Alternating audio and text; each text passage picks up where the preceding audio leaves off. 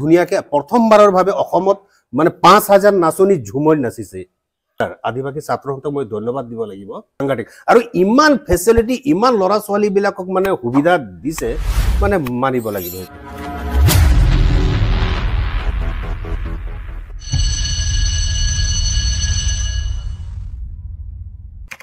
আপুনি আমাৰ সাংস্কৃতিক লাইনটো আপুনি বহু আগৰ পৰা জড়িত হৈ আছে হয়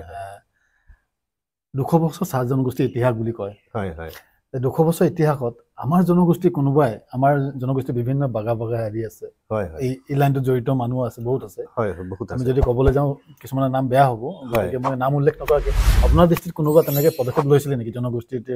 এই যিটো আমাৰ সংস্কৃতি বচাই ৰাখিবৰ কাৰণে এনেধৰণৰ কিবা পদক্ষেপ লৈছিল নেকি আগতে এনেধৰণে পদক্ষেপ মানে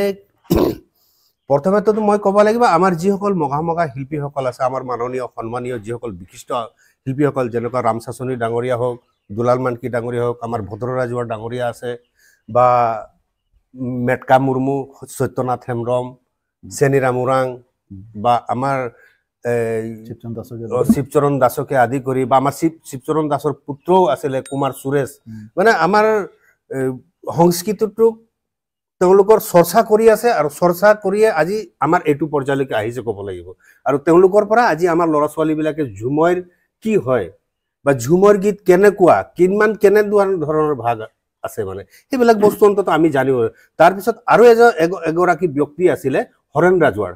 বহুত পুৰণা মানুহ হৰেণ ৰাজৱাৰ তাৰপিছত নীলেশ্বৰ চিক ইমান অভিজ্ঞ মানুহ আৰু ঝুমৰৰ বিষয়ে ইমান এটা পোক বুলি ক'ব লাগিব তেখেতে মানে তেওঁ মুখত যেতিয়া ঢোল বজায় আপুনি ক'ব লাগিব মানে কৰবাৰ ঢোল বাজি আছে নেকি যদি আমি তাত পৰ্দা লগাই দিওঁ ইমান ধুনীয়া বজায় আৰু এনেকুৱা মানে মানিব লাগিব আৰু তেওঁৰ পৰা মই বহুত শিকিছো আৰু তেখেতৰ মই এবাৰ ইন্টাৰভিউ লৈছিলো মানে ৰেডিঅ' চেণ্টাৰত তেতিয়া খুব ধুনীয়া হেৰি তো আমাৰ এই এনে ধৰণৰ যিসকল ব্যক্তি আছে তেওঁলোকে এনেকুৱা তেওঁলোকে সৃষ্টি কৰিছে বস্তুবিলাক আৰু আজিৰ পৰ্যায়ত আমাৰ নৱ প্ৰজন্মই সেইখিনি গ্ৰহণ কৰিছে আৰু তাক পলিশ কৰি অলপ আধুনিকতাত লৈ আহিছে কিন্তু এইটো যেটো এনেকুৱা ধৰণৰ আপুনি যেটো কৈছে এনেকুৱা ধৰণৰ আগত কৰবাত ব্যৱস্থা কৰা হৈছিল নেকি তো মই যদি কওঁ মই এইটো ক্ষেত্ৰত মই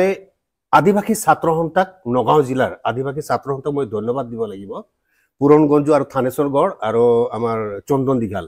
তেওঁলোকে নেতৃত্ব লৈছিল 23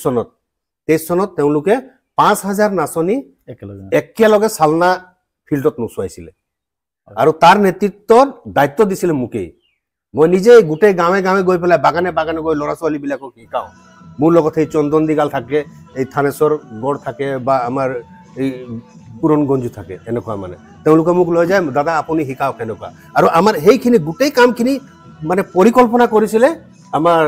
সন্মানীয় আমাৰ দাদা মানে সীমাঞ্চল দিঘাল ডাঙৰীয়াই ইমান ধুনীয়াকৈ তেওঁ প্লেনিং কৰে জানা এই বস্তুটো এনেকুৱা হ'ব লাগিব এই বস্তু এনেকুৱা কৰিব লাগিব তো সেই ধুনীয়াকৈ প্ৰথমবাৰৰ ভাবে অসমত মানে 5000 নাচনী ঝুমৰি নাচিছে